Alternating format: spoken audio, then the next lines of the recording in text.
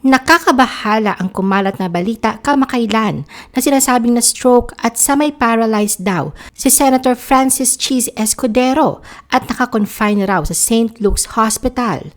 Ano nga ba ang tunay na nangyari? The Philippine Showbiz List presents detalye sa tunay na kalagayan ni Cheese Escudero. The blind item. Hindi may tatangging nag-alala ang maraming taga-suporta ni Senator Cheese matapos lumabas ang ilang mga blind items na nagsasabing isinugod siya sa ospital matapos ang posibleng pag-atake sa puso, stroke o aneurysm.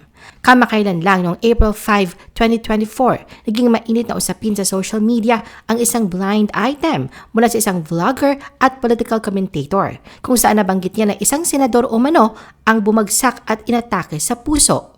Kasunod nito, tila kinumpirma ng isang vlogger ang balita sa pamamagitan ng pagpapadala ng mensahe habang nasa kaligitnaan ng kanilang Facebook Live.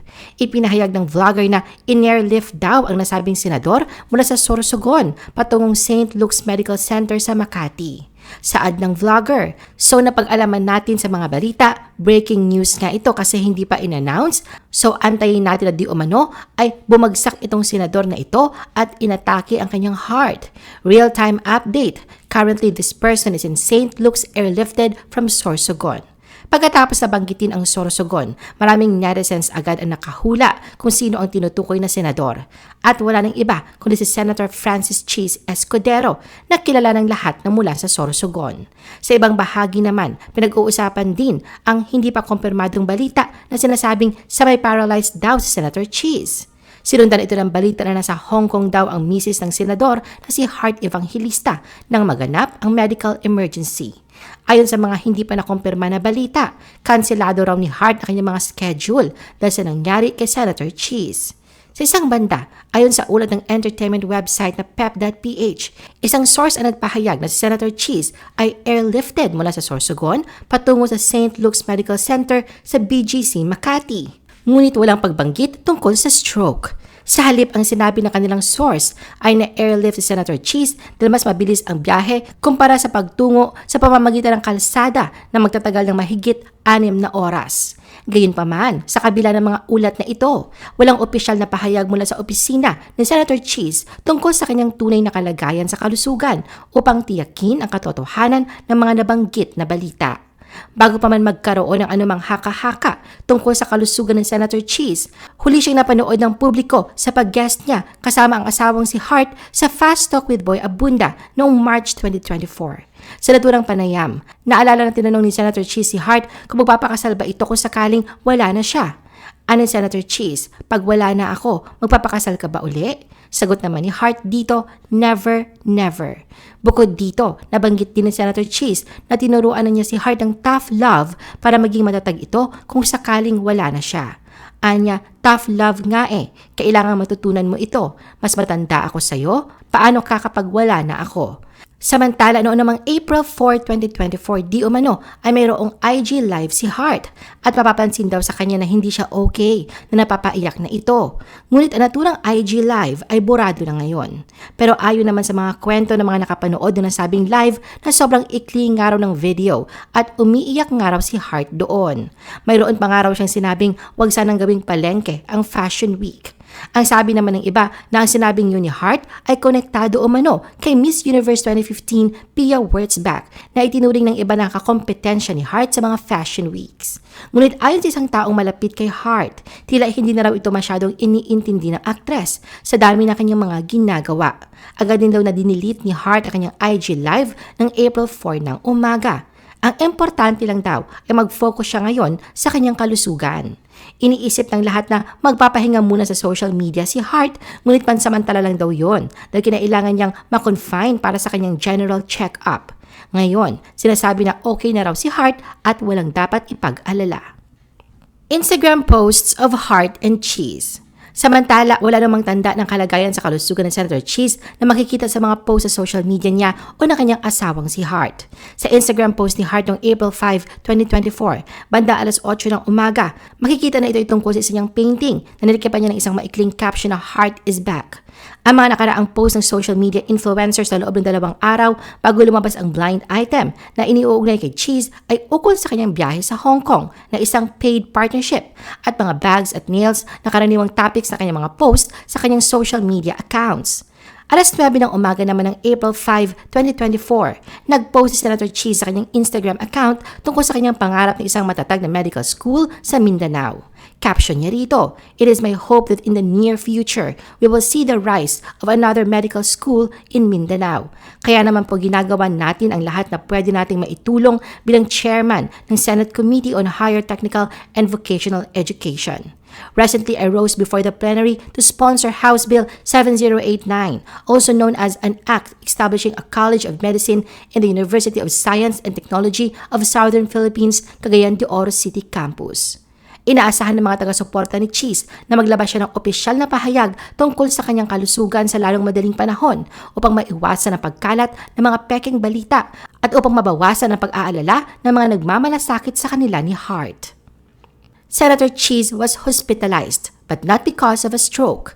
Ilang araw ang nakalipas pero wala pa ring opisyal na pahayag si Senator Cheese o maging ang kanyang tanggapan tungkol sa tunay na estado ng kalusugan niya.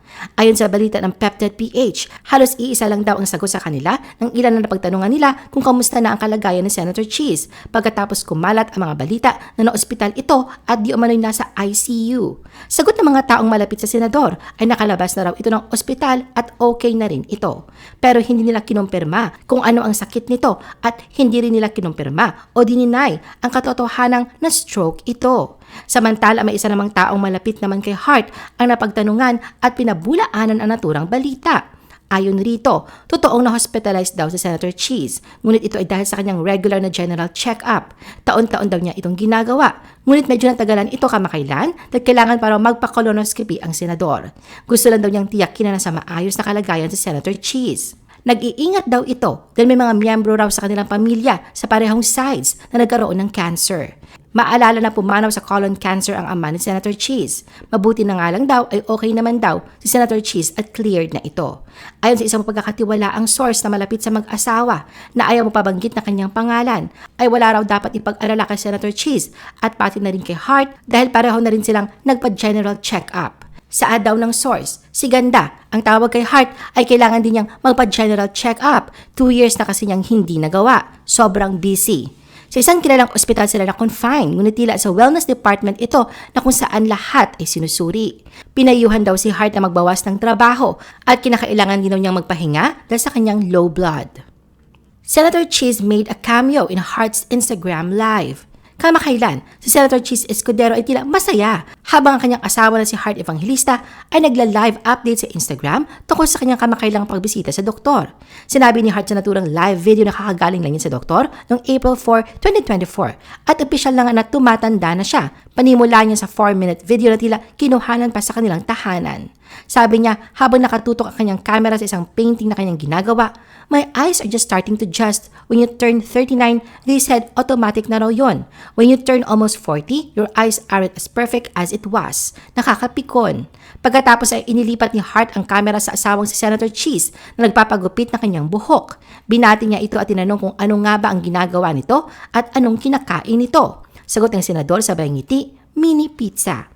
Ipinakita niya rin sa video ang kanyang mister na maririnig na kumakanta at makikitang hawak ang fur baby nilang si Pochi. Cheese, victim of fake news. Tulad ng maraming kilalang personalidad, biktima rin si Senator Cheese ng fake news. Napag-alaman na nag-ugat ang mga haka-haka sa isang blind item mula sa Facebook Live ng isang vlogger noong April 4, 2024. Sa ngayon, hindi na mahanap ang nasabing Facebook Live pero base sa inihayag ng vlogger, isang male senator from Sorsogon ang na-ospital dahil na stroke at inatake sa puso. Dahil dito marami nag-alala kay Senator Cheese. Ngunit isang araw matapos kumalat ang nasabing chismis, tila pinabulaanan naman agad ito ni Hart sa pamamagitan ng live update sa Instagram kung saan makikita na walang anumang nikatitig na senyales na inatake sa puso o na stroke ang senador. Sa isang ex-fan page na Heart Evangelista in the Press, ibinahagi nito ang recorded IG live ni Heart na may kalakip na caption na Heart went on live today while painting. Cheese is in the background eating and getting his hair colored, laughing emoji. Sa huling bahagi ng caption tila, kinwestiyon nito ang pagiging reliable source ng vlogger na si Maharlika sa pamamagitan ng pagsabi ng "When did Maharlika become a trusted news source?" LMAO.